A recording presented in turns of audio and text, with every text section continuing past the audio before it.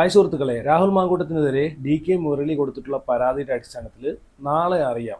നാളെ എന്ന് വെച്ച് കഴിഞ്ഞാൽ ഫെബ്രുവരി 2 രാഹുൽ മാങ്കൂട്ടത്തിനെ അയോഗ്യനാക്കുമോ ഇല്ലയോ എന്നൊക്കെ നാളെ അറിയാൻ സാധിക്കും. എം.എൽ.എ സ്ഥാനത്ത് നിന്ന് അയോഗ്യനാക്കുമോ, അയോഗ്യനാക്കി കഴിഞ്ഞാൽ പിന്നെ രാഹുൽ മാങ്കൂട്ടത്തിന് രാഷ്ട്രീയത്തിലേക്ക് ഒരു തിരിച്ചുവരവ് ഉണ്ടായിരിക്കുന്നതല്ല.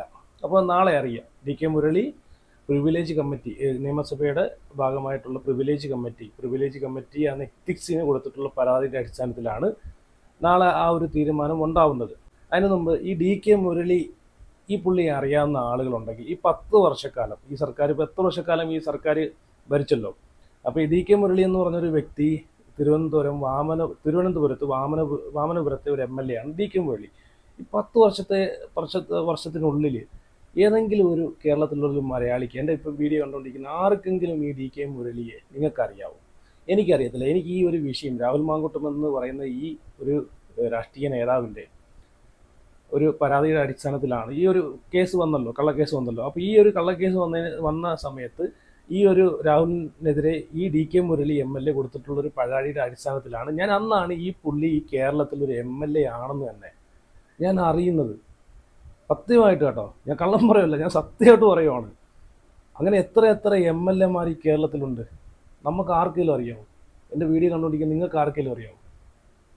പക്ഷേ രാഹുൽ മാങ്കൂട്ടം എന്ന് പറയുന്ന വ്യക്തി കേരളത്തിലെ എല്ലാ ജില്ലകളിലും എല്ലാ മുക്കിലും മൂലയിലും അറിയുന്ന ഒരു രാഷ്ട്രീയ നേതാവാണ്, എം.എൽ.എ ആണ് രാഹുൽ മാങ്കൂട്ടം, അല്ലേ? ഒന്ന് ആലോചിച്ച് നോക്കിയേ. ഈ രാഹുൽ മാങ്കൂട്ടത്തിനെ ഇപ്പം സപ്പോർട്ട് ചെയ്യുന്ന ആളുകൾ, രാഹുൽ മാങ്കൂട്ടത്തിൻ്റെ സ്വന്തം നാടായിട്ടുള്ള ഈ പറഞ്ഞിട്ടുള്ള പത്തനംതിട്ടയിലോ അടൂരിലോ അല്ലെങ്കിൽ ഈ പറഞ്ഞിട്ടുള്ള രാഹുൽ മാങ്കൂട്ടം എം.എൽ.എ ആയിട്ട് നിൽക്കുന്ന പാലക്കാടോ ഉള്ള ജനങ്ങളാണോ രാഹുലിനെ സപ്പോർട്ട് ചെയ്യുന്നത്? അല്ല. ഈ കേരളത്തിലുള്ള നാനാ ജില്ലകളിലുമുള്ള ആളുകൾ, കേരളത്തിലുള്ള എല്ലാ ജില്ലകളിലുമുള്ള ആളുകളാണ് രാഹുൽ മാങ്കൂട്ടത്തിന് പിന്തുണച്ച് രംഗത്തോട്ട് വരുന്നത്, അല്ലേ? അപ്പോൾ രാഹുൽ മാങ്കൂട്ടം എന്നൊരു വ്യക്തിയെ ഈ ഒരു കേസ് വന്നല്ലോ, ഈ ഒരു പരാതി വരുന്നതിന് മുമ്പും ജനങ്ങൾക്ക് അറിയാമായിരുന്നു. അപ്പോൾ ഇവിടെ ഈ ഒരു പരാതി വന്നതിന് ശേഷമാണ് ഈ രാഹുൽ മാങ്കൂട്ടത്തിനെതിരെ ഡി.കെ. മുരളി ഒരു പരാതി കൊടുത്തില്ല. അതിനുശേഷമാണ് ഈ പുള്ളിയെ എല്ലാവരും അറിയുന്നത് തന്നെ. ഇപ്പം ഭരണം കഴിയാറായല്ലോ, അപ്പോഴതിന് 10 പേരൊന്ന് അറിഞ്ഞോട്ടെ എന്ന് കരുതിയിട്ടായിരിക്കാം.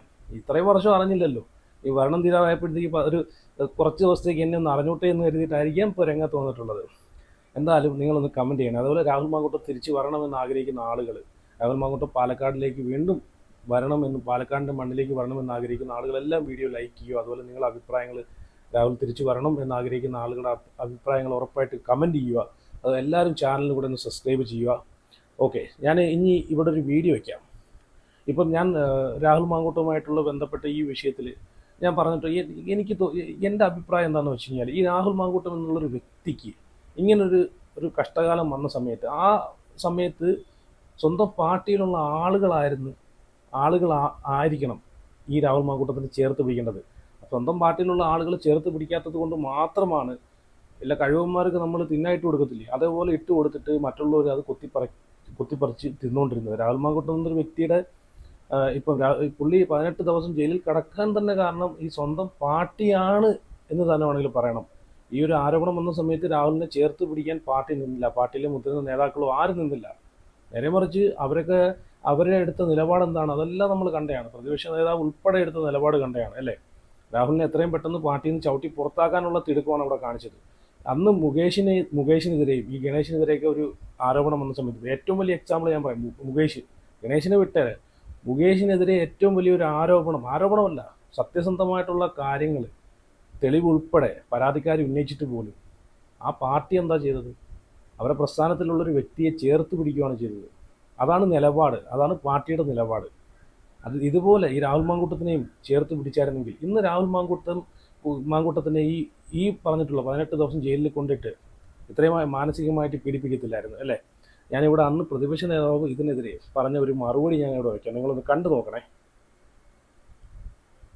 ഞാനതിനൊന്നും മറുപടി പറയാനില്ല. ഞങ്ങൾ എടുത്തതുപോലെ ഒരു നടപടി ആരെടുത്തിട്ടുണ്ട്? ആദ്യം ഒരു പരാതി പോലും കിട്ടുന്നതിന് മുമ്പ് സസ്പെൻഡ് ചെയ്തു. പിന്നീട് KPCC പ്രസിഡന്റ് പരാതി കിട്ടിയപ്പോൾ പാർട്ടിയിൽ നിന്ന് പുറത്താക്കി. മന്ത്രി രാജീവിനോട് പോയി സ്വന്തം പാർട്ടിയിൽ എത്ര പേരുണ്ടെന്നൊന്ന് അന്വേഷിക്കാം. അത് ഞങ്ങൾക്ക് ആവശ്യപ്പെടാനുള്ള അധികാരം ഞങ്ങൾക്കില്ലല്ലോ. ഞങ്ങളുടെ പാർട്ടിയിലല്ലല്ലോ അദ്ദേഹം, ഞങ്ങളുടെ പാർട്ടിയിലല്ലല്ലോ, പുറത്തല്ലേ. ഞങ്ങൾ എങ്ങനെയാണ് ആവശ്യപ്പെടുന്നത്? ഞങ്ങൾക്ക് ആവശ്യപ്പെടാനുള്ള അധികാരം ഞങ്ങൾക്കില്ല, ഞങ്ങളുടെ പാർട്ടിയിൽ നിന്ന് പുറത്താണ് നിൽക്കുന്നത്. എന്റെ നിലപാട് കേരളത്തിലെ കുഞ്ഞുങ്ങളോട് ചോദിച്ചാൽ ഇക്കാര്യത്തിലുള്ള എന്റെ നിലപാട് പറയും. അതിപ്പോ ഞാൻ എന്ത് വേറെ നോ കമന്റ്സ്, ഞാൻ ഇനി ഒന്നും പറയാനില്ല. ചെയ്യാനാണ് ഈ കാര്യത്തിൽ ഉണ്ടായിരുന്നത്, നേരത്തെ തന്നെ ചെയ്തു. എന്റെ പാർട്ടി ചെയ്തു, ഞാനല്ല, എന്റെ പാർട്ടി ചെയ്തു. കണ്ടല്ലോ, അപ്പോഴും സ്വന്തം കാര്യം നോക്കാനാണ് ഇവരൊക്കെ നോക്കിയത്. സ്വന്തം കാര്യം ചിന്താവാന്ന് പറയുമല്ലോ. അപ്പോഴും ആ രാഹുൽ മാങ്കൂട്ടം എന്നൊരു വ്യക്തിയെ ഇവരൊക്കെ ചേർത്ത് പിടിച്ചായിരുന്നെങ്കിൽ ഈ ഒരു പരാതി കിട്ടി ഉടനടി തന്നെ അതിനെതിരെ ഒരു തീരുമാനം എടുത്തെന്ന് പറയുന്ന ഇവരൊക്കെ എത്രത്തോളം ഒരു പാർട്ടിയിലുള്ള ഒരു പ്രവർത്തകരോട് എത്രത്തോളം ആത്മാർത്ഥത ഉണ്ട് എന്ന് ഇതിലൂടെ തന്നെ മനസ്സിലാക്കാനാണ്. ഇവരൊക്കെ സത്യം പറഞ്ഞ കസേരയ്ക്ക് വേണ്ടി മാത്രം ഇതിനകത്ത് പിടിച്ചു തൂങ്ങി കിടക്കുന്ന ആളുകളാണ് ഈ പ്രതിപക്ഷ നേതാവ് വി.ഡി. സതീശൻ ഉൾപ്പെടെയുള്ള ആളുകൾ. ഇനി മറ്റേ പ്രിവിലേജ് കമ്മിറ്റി എത്തിക്സിൻ്റെ കാര്യം പറഞ്ഞല്ലോ. രാഹുൽ മാങ്കൂട്ടത്തിന് ഇതിനകത്ത് ഒരു ചുക്കും ചെയ്യാൻ പോകുന്നില്ല. രാഹുൽ മാങ്കൂട്ടം MLA സ്ഥാനത്ത് തന്നെ തുടരും എന്ന് വെച്ചാൽ കോടതി വരെ പറഞ്ഞിട്ടുള്ള കാര്യമാണ് രാഹുൽ മാങ്കൂട്ടം കുറ്റക്കാരനല്ല എന്ന്. മൂന്നാമത്തെ പരാതിയിൽ രാഹുലിന് ജാമ്യം കൊടുത്തത് എന്തിൻ്റെ അടിസ്ഥാനത്തിലാണ്? രാഹുൽ മാങ്കൂട്ടം എന്നൊരു വ്യക്തി ഇവിടെ കുറ്റക്കാരനല്ല, നിയമപരബദ്ധമായിട്ട് ഇവിടെ ഒന്നും ചെയ്തിട്ടില്ല എന്നാണ് കോടതി വരെ പറഞ്ഞിട്ടുള്ളത്. പിന്നെ ഇവിടെ പ്രിവിലേജ് കമ്മിറ്റി എത്തിക്സിനകത്ത് എടുത്തേക്കുന്ന തീരുമാനം, ആ ഒരു കമ്മിറ്റി എടുത്തേക്കുന്ന തീരുമാനം രാഹുലിനെ പുറത്താക്കാനാണെന്നില്ല. കാരണം അത്രയും പവർഫുൾ ആയിട്ടുള്ളൊരു കമ്മിറ്റിയാണ് പ്രിവിലേജ് കമ്മിറ്റി. അപ്പം ഈ രാഹുൽ മാങ്കൂട്ടത്തിനെ പുറത്താക്കുക എന്ന് പറഞ്ഞ് രാഹുൽ മാങ്കൂട്ടത്തിനെ പുറത്താക്കി കഴിഞ്ഞാൽ പിന്നെ ഒരാൾക്കും ഇതിനകത്ത് മുഖ്യമന്ത്രിക്ക് പോലും ഇടപെടാനുള്ള അധികാരമില്ല എന്നാണ് പറയുന്നത്. അത്രയും പവർഫുള്ളായിട്ടൊരു കമ്മിറ്റിയാണ്. ഈ കമ്മിറ്റി ഒരു തീരുമാനം എടുത്തു കഴിഞ്ഞാൽ അത് ആരാണെങ്കിലും പുറത്താക്കണമെങ്കിൽ അയോഗ്യനാക്കണമെങ്കിൽ അയോഗ്യനാക്കണമെന്നൊരു തീരുമാനം എടുത്തു കഴിഞ്ഞാൽ അയോഗ്യനാക്കാം. ഓക്കെ, അത് ശരി തന്നെയാണ്.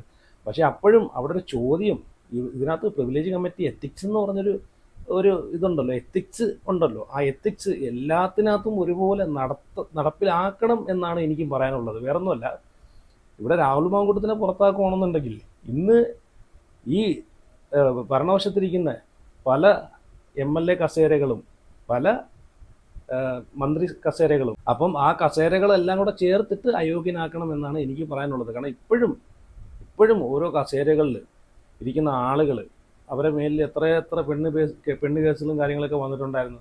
വെറും ആരോപണങ്ങൾ മാത്രമല്ല, സത്യമാണെന്നുള്ള തെളിവ് ഉൾപ്പെടെ വന്നിട്ട് പോലും ഇപ്പോഴും അവരൊക്കെ അതിനകത്ത് ഇരിക്കുന്നുണ്ട്. അതിന് ഏറ്റവും വലിയ ഉദാഹരണമാണ് ഞാൻ ആദ്യം പറഞ്ഞ മുകേഷ്. അപ്പോൾ ഇവിടെ അയോഗ്യനാക്കണമെങ്കിൽ ആദ്യം അയോഗ്യനാക്കേണ്ടത് ഈ പറഞ്ഞിട്ടുള്ള മുകേഷിനെയാണ്. അപ്പം എല്ലാവർക്കും തുല്യമായിട്ടുള്ള നിയമമായിരിക്കണം ഈ പ്രിവിലേജ് കമ്മിറ്റി എത്തിക്സ് എടുക്കുന്ന ആ ഒരു നിയമം. എല്ലാവർക്കും തുല്യമായിരിക്കണം. രാഹുൽ മാങ്കൂട്ടത്തിന് മാത്രം അതിനകത്തൊരു വേർതിരിവ് കാണിക്കില്ലേ. പിന്നെയെന്ന് വെച്ച് കഴിഞ്ഞാൽ ഇപ്പം ഈ ഭരണപക്ഷത്തുള്ള ആളുകളാണ് ഈ പ്രിവിലേജ് കമ്മിറ്റി എത്തിക്സിനകത്ത് ഇരിക്കുന്നതിൽ കൂടുതലും. പ്രതിപക്ഷത്തിരിക്കുന്ന രണ്ട് പേരെയുള്ളൂ ഈ കമ്മിറ്റിയിലെ അംഗങ്ങൾ. ഓക്കെ, അപ്പം നാളെ അറിയാം ഈ രാഹുൽ മാങ്കൂട്ടവുമായിട്ട് ബന്ധപ്പെട്ട ഈ ഒരു വിഷയത്തിൽ പ്രിവിലേജ് കമ്മിറ്റി എത്തിക്സ് എടുക്കുന്ന നിലപാട് എന്താണെന്ന്. പിന്നെ ഇതങ്ങനെ ഇപ്പം ഇന്നോ നാളെയോ പെട്ടെന്ന് ചാടിക്കേറി എടുക്കാൻ പറ്റുന്നൊരു കാര്യമല്ല, ഒരു തീരുമാനമല്ല. ഇവിടെ പ്രിവിലേജ് കമ്മിറ്റി എത്തിക്സ് ഈ ഒരു പരാതി ഏറ്റെടുത്ത് കഴിഞ്ഞാൽ, ഈ ഒരു പരാതി ഇപ്പം DK മുരളിയാണല്ലോ പരാതി കൊടുത്തിട്ടുള്ളത്. അപ്പോൾ പരാതി കിട്ടിക്കഴിഞ്ഞാൽ രാഹുൽ മാങ്കൂട്ടത്തിനെ വിളിച്ച് ചോദ്യം ചെയ്യണം. പിന്നെ അതുമാത്രമല്ല, ഈ പരാതിക്കാരികളായിട്ടുള്ള ആൾക്കാരെ അവരുടെ മൊഴിയെടുക്കണം. അങ്ങനെ ഇതിനകത്ത് കുറേ പ്രോസസ്സിങ്ങും കാര്യങ്ങളൊക്കെ ഉണ്ട്. ഇനി പരാതിക്കാരികൾക്ക് നേരിട്ട് ഹാജരാകാൻ സാധിക്കത്തില്ലെങ്കിൽ പരാതിക്കാരികളുടെ അഡ്വക്കേറ്റ് വഴി ആ മൊഴി നൽകാവുന്നതാണ്. അപ്പോൾ ഇതൊക്കെ കുറച്ച് കുറച്ച് ടൈമൊക്കെ പിടിക്കും. ഇത് ഇന്ന് പരാതി കൊടുത്ത് നാളെ അയോഗ്യനാക്കണം എന്ന് പറഞ്ഞാൽ അത് നടക്കുന്ന കേസല്ല. ഇതിനകത്ത് എന്തെങ്കിലും രാഹുൽ മാങ്കൂട്ടം കുറ്റക്കാരനാണോ എന്ന് ഈ പ്രിവിലേജ് കമ്മിറ്റിക്കും ബോധ്യം ആവണം. അതിന് ഏറ്റവും ബോധ്യമാവണം എന്ന് പറഞ്ഞാൽ ഞാൻ ഏറ്റവും വലിയ തെളിവെന്ന് വെച്ച് കഴിഞ്ഞാൽ കോടതി ഇപ്പം രാഹുൽ മാങ്കൂട്ടത്തിന് ജാമ്യം കൊടുത്തേക്കുന്നതിൽ ഏറ്റവും വലിയ തെളിവാണ്. കാരണം കോടതി വരെ പറഞ്ഞിട്ടുള്ളതാണ് രാഹുൽ മാങ്കൂട്ടം എന്നൊരു വ്യക്തി ഇതിനകത്ത് നിരപരാധിയാണെന്ന് പറഞ്ഞിട്ടാണ് ജാമ്യം കൊടുത്തിട്ടുള്ളത്. രാഹുൽ മാങ്കൂട്ടത്തിനെതിരെ ഒരു തെളിവും പ്രോസിക്യൂഷന് ഹാജരാക്കാൻ സാധിച്ചിട്ടില്ല അല്ലേ, എതിരെ ഒരു തെളിവും. അപ്പോൾ കോടതി പറഞ്ഞേക്കുന്ന എന്താണ്, ഒരു ഉഭയകക്ഷി സമ്മതപ്രകാരം ഒരു വ്യക്തിക്ക് എത്ര ആളുകളുമായിട്ടോ ബന്ധം സ്ഥാപിക്കാം, അതിൽ ഒരു തെറ്റുമില്ലെന്നാണ് കോടതി വരെ പറഞ്ഞിട്ടുള്ളത്. മാത്രമല്ല കോടതി ചൂണ്ടിക്കാണിച്ചിരിക്കുന്ന ഒരുപാട് പോരായ്മകളുണ്ട്. രാഹുൽ മാങ്കൂട്ടം എന്നൊരു വ്യക്തിയെ അറസ്റ്റ് ചെയ്തേക്കുന്നതിലുള്ള കുറേ മിസ്റ്റേക്സുകൾ അല്ലേ. അതുമാത്രമല്ല പരാതിക്കാരി നേരിട്ട് ഇതുവരെ ഹാജരായിട്ടില്ല, മൊഴി കൊടുത്തിട്ടില്ല. പരാതിക്കാരിയുടെ ഒപ്പ് എങ്ങനെ ആ സത്യവാങ്മൂലത്തിൽ വന്നു. അപ്പോൾ ഇതൊരു കള്ളക്കേസ് ആണ്, രാഹുലിനെ കൊടുക്കാനുള്ളതാണെന്നെല്ലാം പ്രിവിലേജ് കമ്മിറ്റിക്ക് നല്ല രീതിയിൽ ബോധ്യമാവും. പിന്നെയും പ്രിവിലേജ് കമ്മിറ്റി ഇതൊക്കെ ബോധ്യമായിട്ടും ഇരട്ടത്താപ്പ് കളിക്കുകയാണെന്നുണ്ടെങ്കിൽ ഈ പറഞ്ഞിട്ടുള്ള മറ്റു അംഗങ്ങളെയും ഇതിനു മുമ്പ് ആരോപണം വന്നിട്ടുള്ള എല്ലാ ആളുകളെയും MLA-മാരെയും മന്ത്രിമാരെയും എല്ലാത്തിനെയും അയോഗ്യനാക്കണം. അതാണ് വേണ്ടുന്നത്. അപ്പോൾ എന്തായാലും ഈ ഒരു കാര്യത്തിനകത്ത് ഇത്രയും ഇത് എടുക്കുവാണെങ്കിൽ, ഇത്രയും നമ്മൾ വിശദമായിട്ട് പരിശോധിക്കുവാണെങ്കിൽ രാഹുൽ മാങ്കൂട്ടത്തിന് ഇതിനകത്ത് ഒരു ചുക്കും ചെയ്യാൻ സാധിക്കത്തില്ല. രാഹുൽ മാങ്കൂട്ടത്തിന് അയോഗ്യനാക്കത്തുമില്ല. രാഹുൽ MLA സ്ഥാനത്ത് തുടരുക തന്നെ ചെയ്യും. പാലക്കാട് തന്നെ രാഹുൽ വീണ്ടും നിൽക്കും, ഭൂരിപക്ഷത്തോട് വിജയിച്ച് വരികയും ചെയ്യും.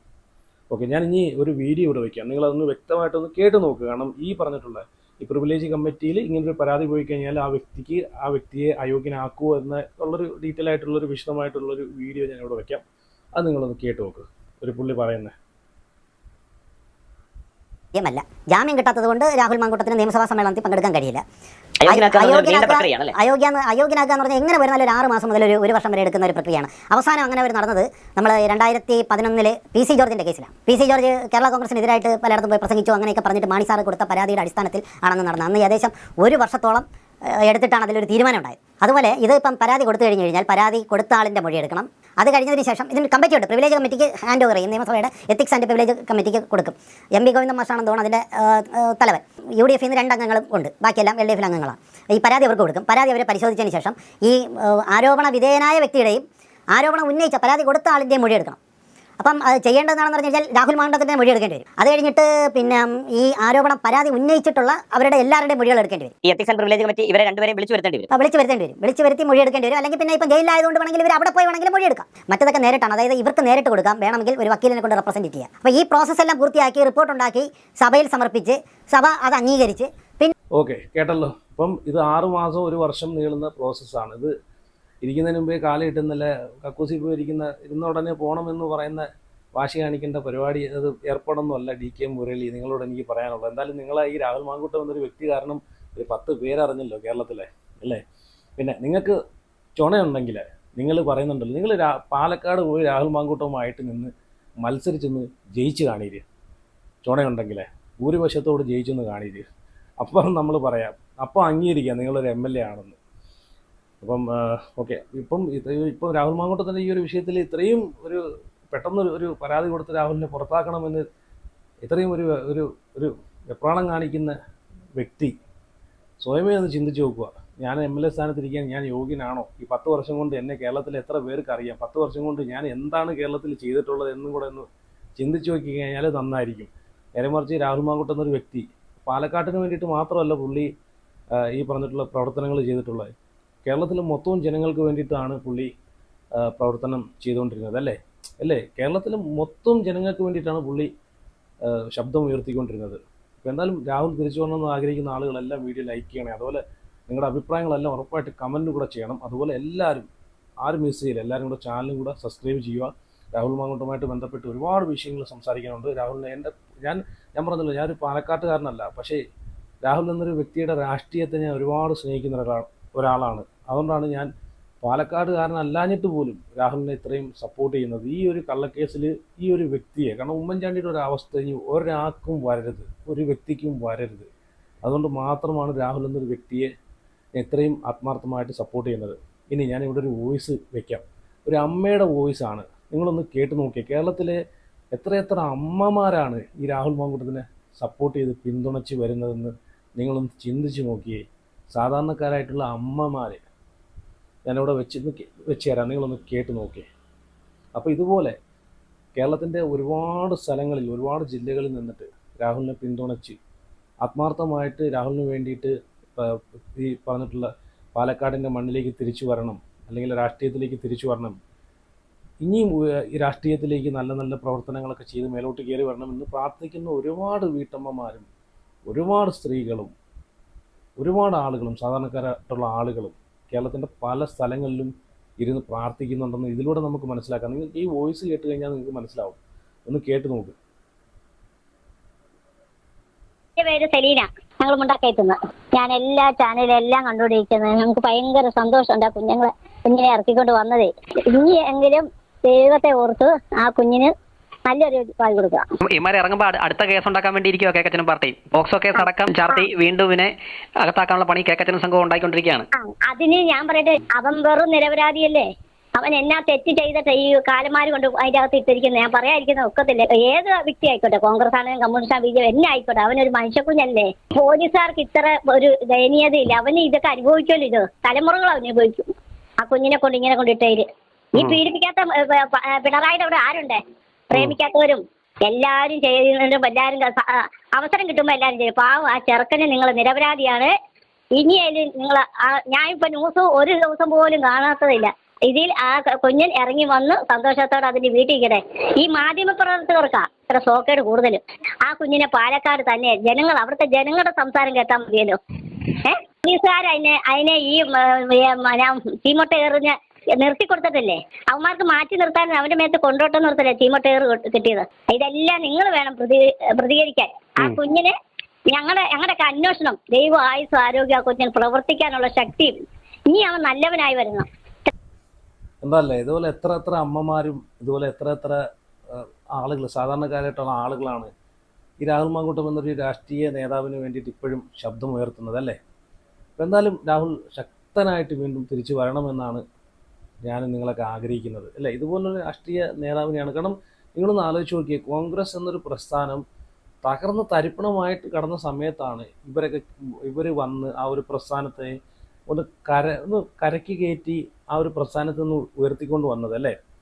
അപ്പം ആ ഒരു പ്രസ്ഥാനത്തിൽ നിൽക്കുന്ന ആളുകൾ തന്നെ ആ ഒരു പ്രസ്ഥാനം ഉയർത്തിക്കൊണ്ട് വരാൻ കുറേ കഷ്ടപ്പെട്ട ഈ പറഞ്ഞിട്ടുള്ള രാഹുൽ മാങ്കൂട്ടത്തിനെ പോലെയുള്ള ആളുകൾക്കൊരു ഇതുപോലൊരു വിഷയം വരുന്ന സമയത്ത് ആ വ്യക്തികളെ അതിൽ നിന്ന് ചവിട്ടി താക്കാനാണ് ഈ ഒരു പ്രസ്ഥാനം വീണ്ടും ശ്രമിച്ചുകൊണ്ടിരിക്കുന്നത് അല്ലേ.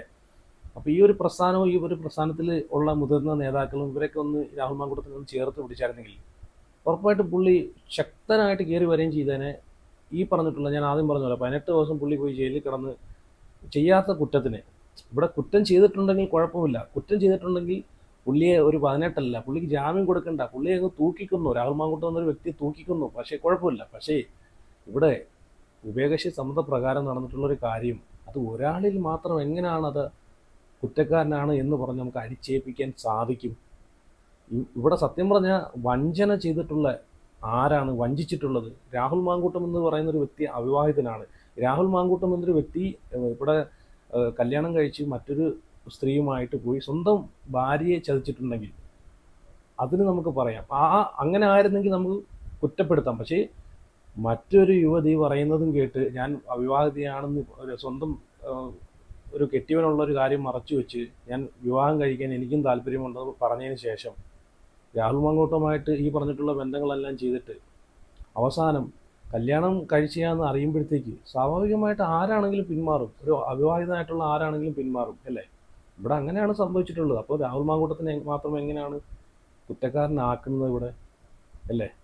ഓക്കെ, അപ്പോൾ എല്ലാവരും നിങ്ങളുടെ അഭിപ്രായങ്ങളൊക്കെ കമൻറ്റ് ചെയ്യുക, അതുപോലെ വീഡിയോ ലൈക്ക് ചെയ്യുക, ചാനൽ കൂടെ എല്ലാവരും സബ്സ്ക്രൈബ് ചെയ്യുക.